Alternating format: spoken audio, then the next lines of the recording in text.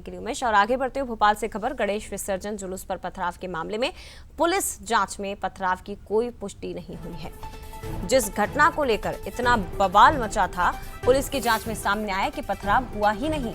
CCTV और प्रत्यक्षदर्शियों के बयान में ऐसी कोई पुष्टि नहीं हुई है। शिकायत करने वाले ही अब पुलिस के शक के घेरे में हैं। दरअसल आपसी रंजिश में झूठी कहानी गढ़ने की आशंका जताई जा रही है। आरोपियों के घटनास्थल पर न होने की भी पुष्टि हुई। समिति अध्यक्ष की शिकायत पर यह केस दर्ज हुआ था। अब्दुल हलीम साहिल बच्चा पर आरोप लगे थे कि उन्होंने पथराव किया है, लेकिन पुलिस ने जब जांच की तो ये पता चला कि जिन आरोपियों पर आरोप है वो तो उस वक्त मौके पर मौजूद ही नहीं थे, लोकेशन थी ही नहीं। शिकायत करने वाले और आरोपियों में रंजिश थी, तो ऐसी आशंका है कि आरोपियों को फंसाने के लिए यह घटनाक्रम किया। प्रारंभिक जांच में साजिश की बात ही अभी तक सामने आई है, लेकिन फिलहाल पुलिस लगातार जांच कर रही है इस पूरे मामले की।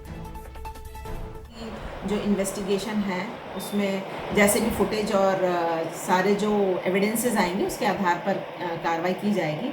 अभी फर्स्ट फेज में जो एक नामजद आरोपी है अब्दुल हलीम, ये बताया जा रहा है, उसने फुटेज भी दी है कि ये उस समय घटना स्थल पर नहीं था। ये अपनी इसकी न्यू कबाड़ खाने में शॉप है, वो वहाँ था।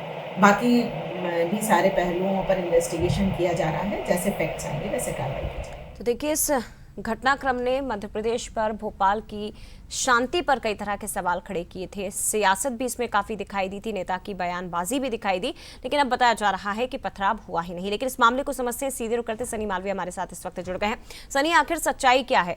क्या ये आपसी रंजिश का मामला बताया जा रहा है? क्योंकि पुलिस की जांच जिस दिशा में आगे बढ़ रही है उसके मुताबिक तो यही है कि पथराव हुआ ही नहीं है। ये तो पुरानी रंजिश का मामला है।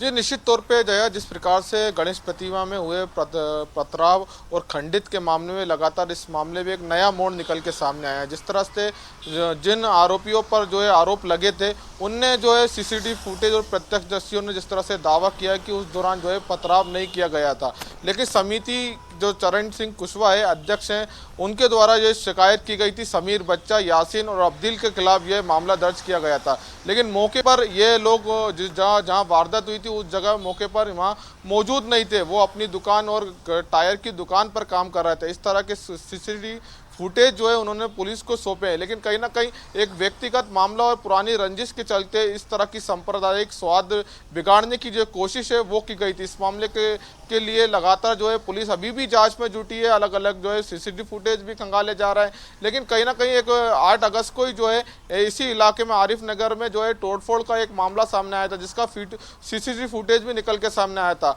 ये व्यक्तिगत लड़ाई थी, जिसका से कारण इनने इस तरह की सोची समझी जो है साजिश रची गई थी। और जिस तरह से आरोपियों ने जो है पुलिस को सीसीटीवी फुटेज भी सौंपे गए, उस जगह पर मौके पर मौजूद नहीं थे, कहीं किसी भी प्रकार का पथराव नहीं हुआ था। लेकिन जिस तरह से एडिशनल डीसीपी शालिनी दीक्षित ने कहा है कि जो आरोपियों ने जो है सीसीटीवी फुटेज सौंपे हैं, उन लगातार जो है आसपास के इलाकों से लोगों से चर्चा की जा रही है, प्रत्यक्षदर्शियों से चर्चा की जा रही है, किसी भी प्रकार की जो है पथराव की जैसी घटना नहीं हुई है। लेकिन इस मामले को लेकर लगातार जो है गौतम नगर पुलिस जो है जांच कर रही है, हर एंगल पे जांच कर रही है।